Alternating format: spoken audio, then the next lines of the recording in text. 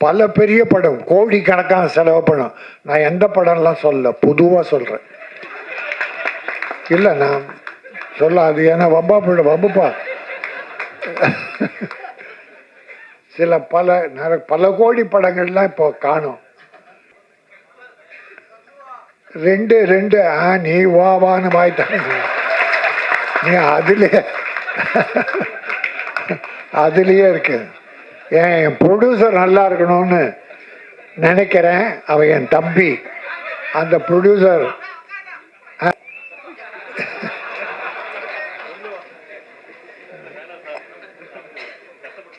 Right, very good. இதில் producer எதுவும் controversy வேண்டாங்கிறாரு. இது ப்ரொடியூசர் மேடை. அவர் நல்லா இருக்கணும்,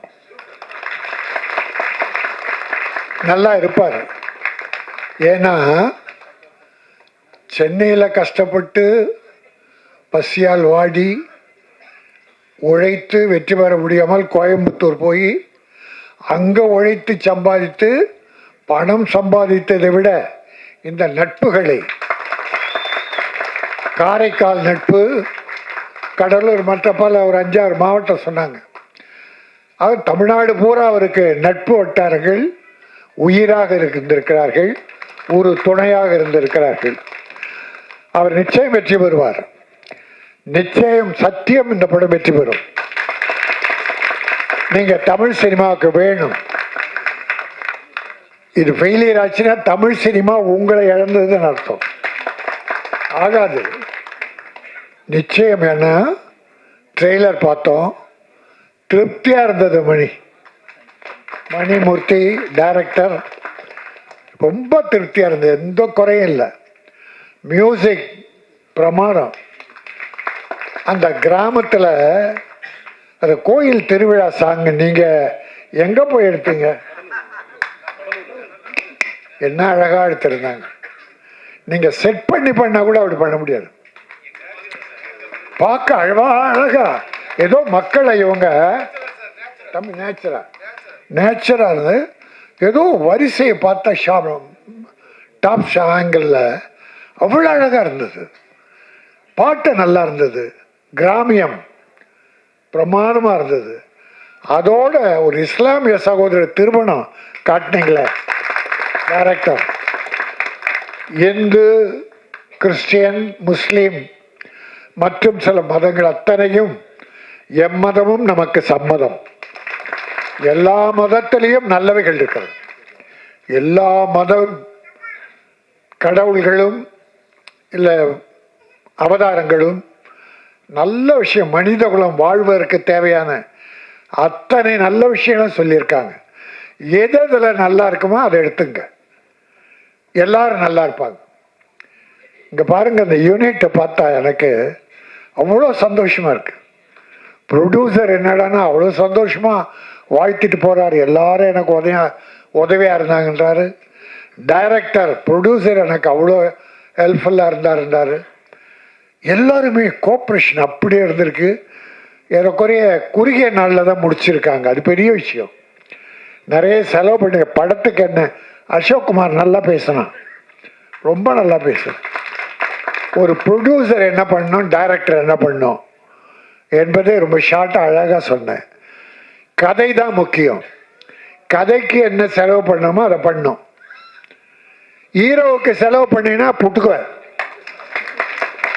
ஹீரோ ஹீரோயினுக்காக நீ செலவு பண்ணன்னு வச்சுக்கோ, கதை இல்லாம நீ காலி. அவங்க இருப்பாங்க, அவங்க நல்லா இருப்பாங்க. ஏன்னா 4 ஏமாளி அடுத்து அவங்க கதவை தட்ட போறாங்க. ப்ரொடியூசர் தான் ஏமாளிங்க. நடுத்தருக்கு வந்துட்டு இருக்கான் நூற்றுக்கணக்கான ப்ரொடியூசர். இப்போ 300-400 படங்களை ரிலீஸ் பண்ண முடியல. வியாபாரம் இல்லை, தியேட்டர் கிடைக்கல, கியூபுக்கு பணம் கட்ட முடியல. கியூபுக்கு அவ்வளோ சிரமம் ப்ரொடியூசர்ஸ்.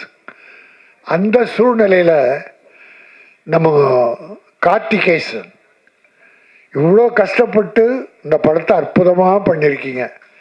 மனம் நிறைந்து வாழ்த்துறேன். இது நல்லா போகும். ஏன்னா இப்போ சின்ன படங்கள் ஓடுவதற்கான நேரம். இந்த வருஷம் பார்த்தீங்கன்னா பல சின்ன படங்கள் பெரிய படம் ஆயிடுச்சு. மக்கள் நல்ல கதை இருந்தால் போதும் உள்ளே போகிறாங்க. ஹீரோ ஹீரோயின் எல்லாம் கொஞ்ச நாளைக்கு முன்னால் இருந்தது, ஆனால் இப்போ ஒதுக்கிட்டாங்க. இப்போ பாருங்கள், இந்த ஒரு வருஷத்தில் பல பெரிய படம் கோடிக்கணக்கான செலவு படம். நான் எந்த படம்லாம் சொல்ல, பொதுவாக சொல்கிறேன். இல்லை நான் சொல்ல, அது ஏன்னா வம்புப்பா சில பல கோடி படங்கள்லாம் இப்போ காணும். வருத்தப்படுறாங்க, ப்ரொடியூசர் லாஸ் ஆகிறான். அதான் எனக்கு பெரிய வருத்தம். சின்ன படங்கள்லாம் பெரிய படமாக இருக்கு. இந்த வாழைன்னு ஒரு படம் நல்லா போச்சு. இப்போ ரப்பர் பந்தை பெருசாக்கிட்டாங்க. நான் ஒரு தியேட்டர் சொல்கிறேன், ரெண்டு நீ வான்னு வாய்த்தாங்க. நீ அதுலேயே இருக்கு. என் ப்ரொடியூசர் நல்லா இருக்கணும்னு நினைக்கிறேன். அவன் என் தம்பி. அந்த ப்ரொடியூசர் ஆனால் என்னவோ தெரியல, நான் படம் பார்க்கல. பட் படம் நல்லா போய் ப்ரொடியூசர் லாஸ் ஆகாமல் இருந்தால் நல்லது. அதில் பல பேர் பத்திரிகை நண்பர்களை காரணம் சொல்கிறாங்க. இந்த படம் ஃபெயிலியருக்கு விமர்சனங்கள் வித்தியாசமாக எழுதுந்தான் காரணம் என்று சொல்கிறாங்க. அதெல்லாம் இல்லை. விமர்சனங்கள் படத்துடைய வளர்ச்சிக்கு கொஞ்சம் உதவிதான், இல்லைன்னு இல்லை. விமர்சனம் வேணும். அதனால தான் இந்த சகோதரர்கள்லாம் அழைத்து இந்த ஆடியோ ஃபங்க்ஷன் நடத்தி அவங்களுக்கு ஒரு மரியாதை கொடுத்து அவங்க இப்போ ப்ரொடியூஸர் ஹெல்ப் பண்ண படத்தை ப்ரமோட் பண்ண போகிறீங்க. இதில் நல்லது இருக்கிறத நல்லதாக எழுதுங்க, குறை இருந்தால் குறைவாக எழுதுங்க. ஏன்னா ப்ரொடியூசர் எவ்வளோ பண்ண இப்போவே 5 கோடின்ட்டார். அதனால் நம்ம ஏதோ பேனாவில் மை போட்டோன்றதால இப்போ மை கூட போடல, எல்லாம் பால் பாயிண்ட் பெண்ணு. அதாவது ஒரு ஹோட்டலில் சாப்பிட போயிருந்தோம்.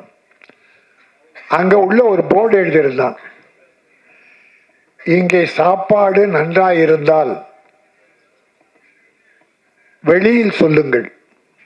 இந்த ஹோட்டலில் சாப்பாடு ரொம்ப நல்லா இருக்கு, அப்படி நல்லா இருந்தால் வெளியிலே சொல்லுங்கள். இந்த சாப்பாட்டில் ஏதும் குறை இருந்தால் எங்களிடம் சொல்லுங்கள், நாங்கள் மாற்றிக்கொள்ளுகிறோம். நன்றாக சமைக்கிறோம். அதாவது குறை இருந்தால் எங்கிட்ட சொல்லு, நிறைய இருந்தால் மக்கள்கிட்ட சொல்லு, வியாபாரம் பெருகும். அதனால் இப்போ வந்த பெரிய படங்களில் என்ன குறையோ, இயக்குனர் இதில் கோட்டையிட்டாரோ, கதையில் கோட்டையோ, எப்படியோ போனால் கூட ப்ரொடியூசர் லாஸ் ஆகிட்டான். ப்ரொடியூசர் லாஸ் ஆகிறாங்க, மீது யாருக்கும் லாஸ் கிடையாது. அப்போ அந்த ப்ரொடியூசர் எவ்வளோ வேதனைப்படுவோம். அதனால் பண்ணுறத செலவு எத்தனை கோடி என்பதாலும் அல்ல, அதில் எவ்வளோ கதை இருந்தது, அந்த கதையை எவ்வளோ சிக்கனாக அழகாக எடுத்து சொன்னீர்கள். இந்த 2 ஜாம்பவன் உட்கார்ந்துருக்காங்க, உதயகுமார், பேரரசு, எப்படிப்பட்ட படங்கள் பண்ணாங்க. ரஜினி சாரை வச்சு எத்தனை வெற்றி படம், கார்த்திகை வச்சு வெற்றி படம், உதயகுமார். நம்முடைய பேரரசு விஜயை வச்சு வெற்றி படங்கள் கொடுத்த 2 இயக்குனரும் சின்ன பட தயாரிப்பாளர் வளரணும், வாழணும், வெற்றி பெறணும்னு தொடர்ந்து வாழ்த்து வர்றாங்க. மனம், நல்ல மனம், வாழ்த்துவதற்கென்று ஒரு மனம் வேண்டும். அந்த நல்ல மனம்தான் தொடர்ந்து எங்கள் சின்ன ப்ரொடியூசர்லாம் பெருசாகணும், பெருசாக வரணும். இந்த ஒன்றும் இல்லை, இந்த படம் வெற்றி பெற்றதுன்னா நம்ம கேசவன் என்ன பண்ணுவார், கார்த்திகேசவன், அந்த படத்தை இன்னொரு படம் உடனே தயாரிப்பார்.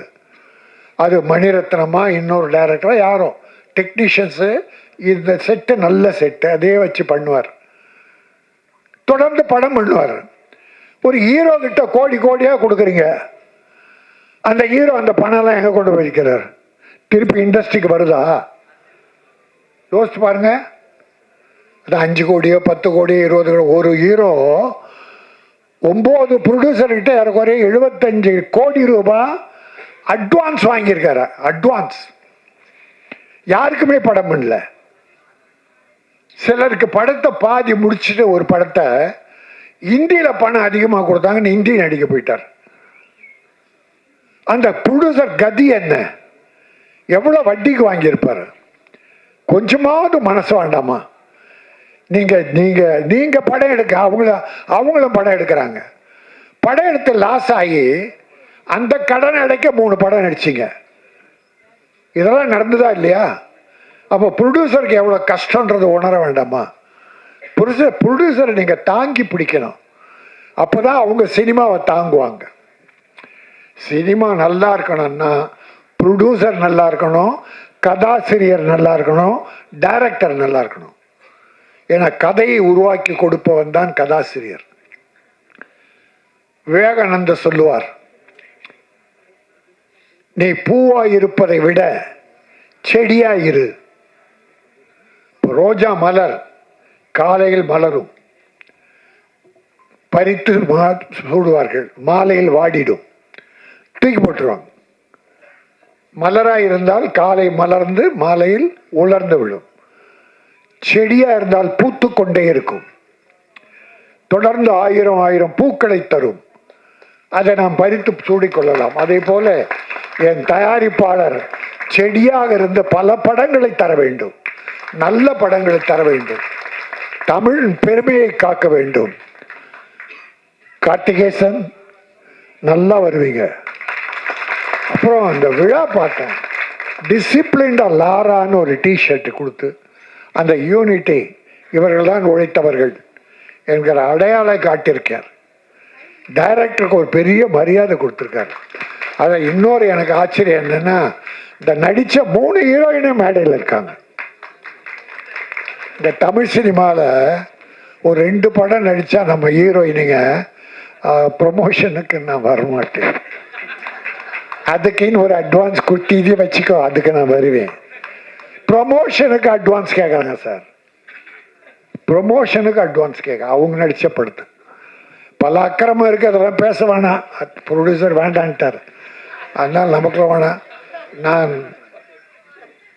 என் அருமை சகோதரர்கள், என்னுடைய அருமை தம்பிகள், மீடியா நண்பர்கள், பத்திரிகையாளர்களை கேட்பேன், உள்ளதை எழுதுங்கள், நல்லதை எழுதுங்கள், குறைகளை கொஞ்சம் குறைத்து எழுதுங்கள்.